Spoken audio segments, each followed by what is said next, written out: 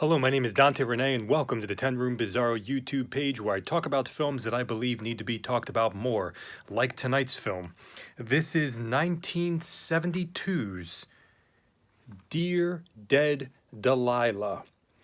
Dear Dead Delilah, and this is a film by John Farris, and this was put out by Vinegar Syndrome, and I never heard of this film before until Vinegar Syndrome exposed me to it. And Dear Dead Delilah, 1972, director John Farris. Now, interesting to note, we do have a rather famous actress in this film, from some research that I saw there, Agnes Moorehead. And we also have we have some people from somebody from Dallas, the TV show Dallas. We have somebody from All My Children soap opera, some TV actors. So this is Dear Dead Delilah. I also want to mention that there's an actress in this film as well that is in one of my favorite films of all time that I have a video of on this YouTube page, which is Paul Bartel's Private Parts from 1972, which is incidentally the same year as Dear Dead Delilah. And it is Cheryl's kind of flatmate or best friend in Private Parts. She's in here playing the young Miss Luddy. So you'll see her, and she looks exactly the same because Private Parts was done the same year. So I guess we have the exact same, kind of age for her, or around the same age for her. Dear Dead Delilah. You know, this is the kind of movie that you start it. You believe that you understand, you believe that, and what I mean, not story-wise, but you believe that you understand the film, the type, the vibe.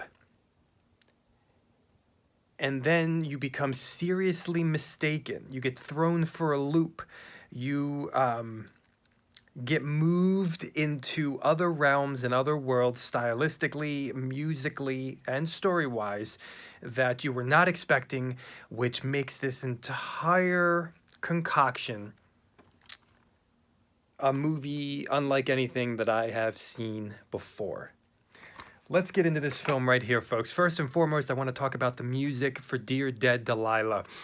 The music in here, we have Southern music, some gospel hymns. We also have orchestrated music that you might even hear in kind of a lighter, dramatic, maybe TV movie, morphing into nightmarish orchestration, or morphing into oppressive darkness, and then these tinges of experimental darkness as well. And some popular songs of the old times that you might be familiar with. And you mix all of this into a soup of an extremely rich and diverse and constantly meandering and moving and journeying movie score that takes you for unexpected turns the way the movie does. We even have some elements of reverb in here that are quite nightmarish and dark and oppressive. And at times the score has a lighter tone to it. At times the score has a dramatic tone to it. And at times the score uses nightmares for your ears. We also have kind of the aspect of, like these old religious songs, old gospel Christian songs, and we kind of have those elements, and they're used in a way at times that are effectively chilling. the sounds of an electronic wheelchair in one particular scene of this film are jarring. I believe they're meant to be jarring because they are jarring. Uh, uh, uh, uh. Every movement of the wheelchair is jarring to me in this particular scene. The effectiveness of normal sounds taking on an aura of something horrific or unnerving. Stylistically, what an impressive film we have here, folks. You know, when this film first starts, it almost feels like the climax of a incredible horror film. But it's only the beginning. And then we revisit that.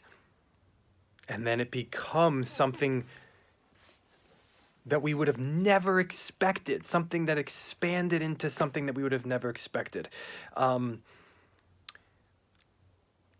We have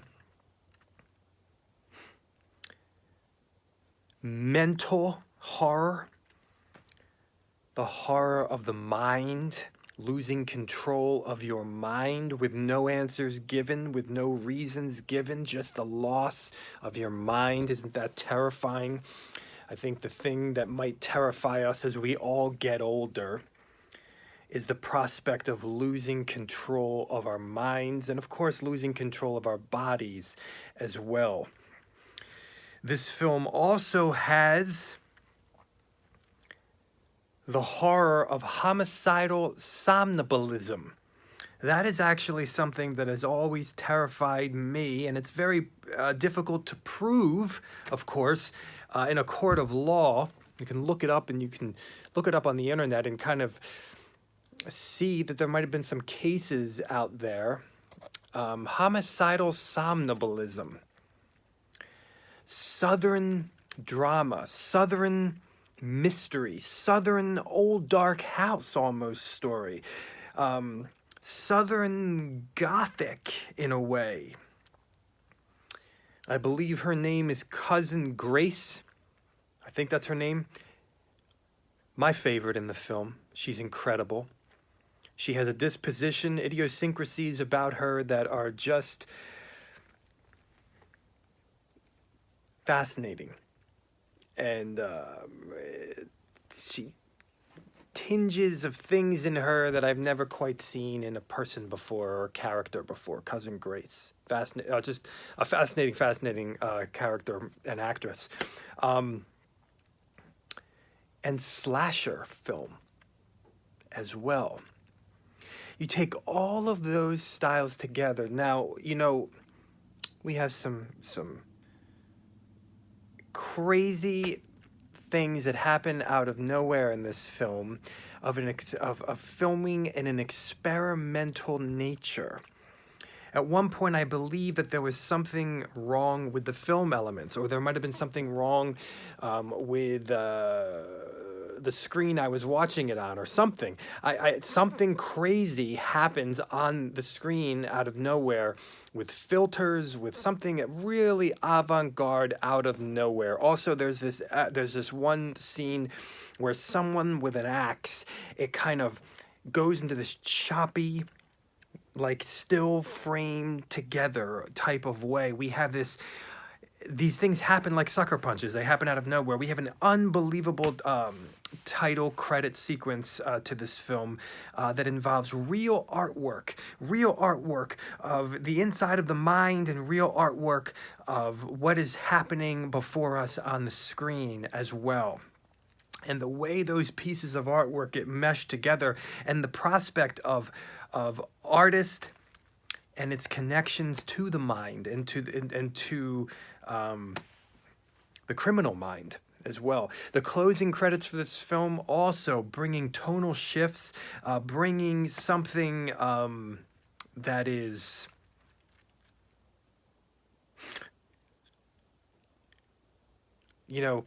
rebellious, and I want to mention that because in the closing credits we have something that's quite rebellious in a way, something that is reckless.